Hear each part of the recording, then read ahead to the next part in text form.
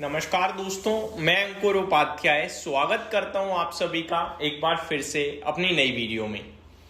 दोस्तों, कल से लेकर फ्राइडे तक कहां पे होगा एक्शन, इसी के बारे में इस वीडियो में आप सभी के साथ डिस्कशन करने वाला हूं। मार्केट की बात करें तो मार्केट बहुत ही डल टाइप लग रहा है मेरे को। तेजी हो रही है लेकिन फिर भी डल है, क्योंकि हम लोग ना स्क्रीन पे एक्शन देखते ही नहीं है। स्क्रीन पे एक्शन होता है केवल स्टॉक स्पेसिफिक, और इतना मैनेज होता है ना एक्शन कि इतना मैनेजमेंट के साथ है मेरे हिसाब से कि हम लोग एक ऐसा समय देख रहे हैं जहां पे शायद इससे ज्यादा डिसिप्लिन नहीं देखा होगा हमने। नो डाउट ये मार्केट ना पैसा बना के दे रहा है, ना कुछ दे रहा है, ना कुछ दे रहा है, लेकिन ये मार्केट आपको दिखा रहा है कि कैसे how big traders manage their positions, या मार्केट कुछ भी कह सकते हो, whatever you want to से।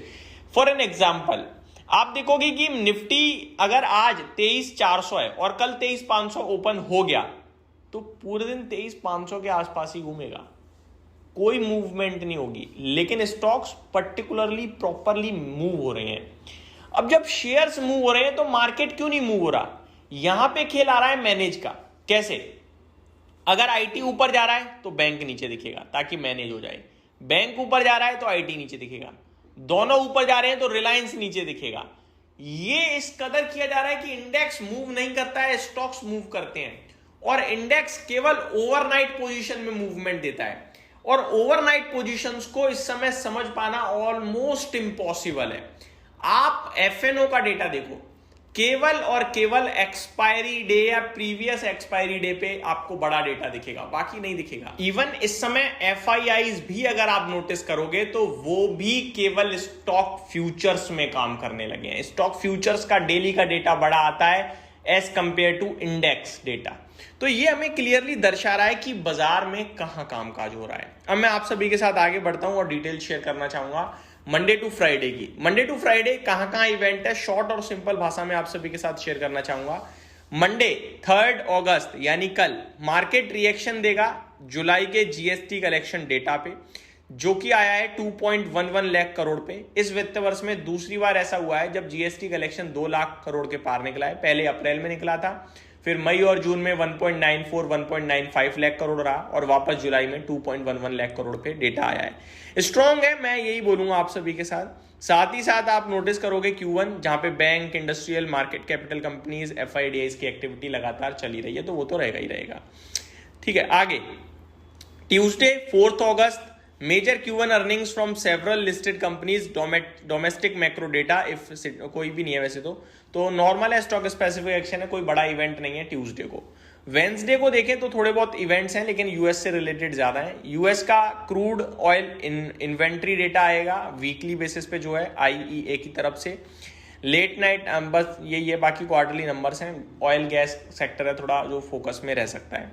आगे 5 अगस्त Thursday weekly US initial jobless claim data आएगा और अर्निंग सीजन चल ही रहा है।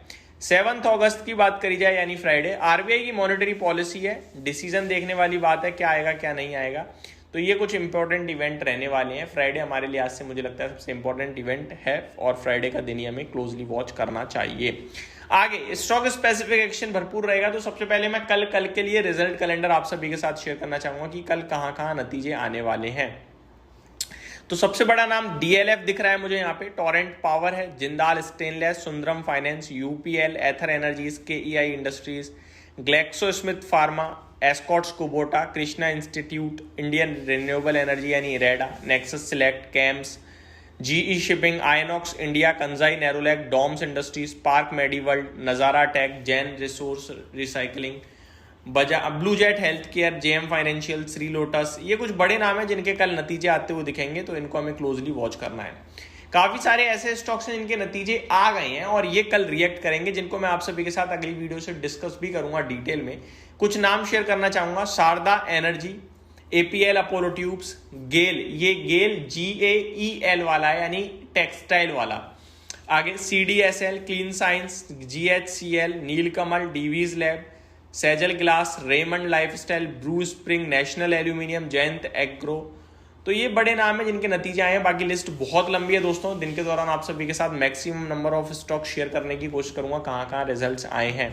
निफ्टी लेवल्स के हिसाब से एक ब्रेकआउट देने की तैयारी में 24,400 के ऊपर एक फ्रेश राउंड ऑफ ब्रेकआउट आना चाहिए, जिसके बाद 24,500 550 पॉसिबल टारगेट बन सकते हैं। 24,600 पे एक फाइनल रेजिस्टेंस है, उसके ऊपर निकल गए तो 25,400 तक कोई बड़ा रेजिस्टेंस नहीं है, लेकिन डेफिनेटली धीरे धीरे जाएंगे ऊपर। पहले 25,000 जाएंगे, फिर साइकोलॉजिकल रुकावट आएगी, लेकिन इवेंचुअली 25,400 तक जाने के चांसेस बढ़ेंगे।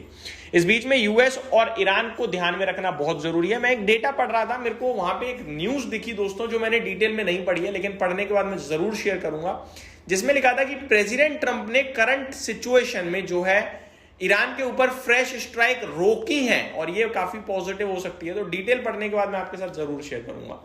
इस वीडियो में सिर्फ इतना ही। Thank you so much for watching this video. Have a great day guys.